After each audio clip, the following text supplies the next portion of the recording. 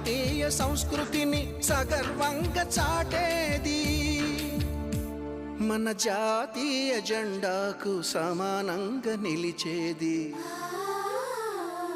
చీరలోని గొప్ప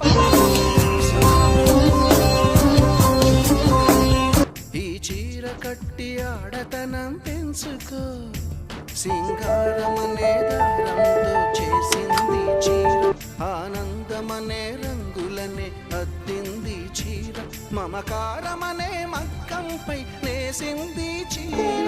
చీరలోని గొప్పతనం తెలుసుకో.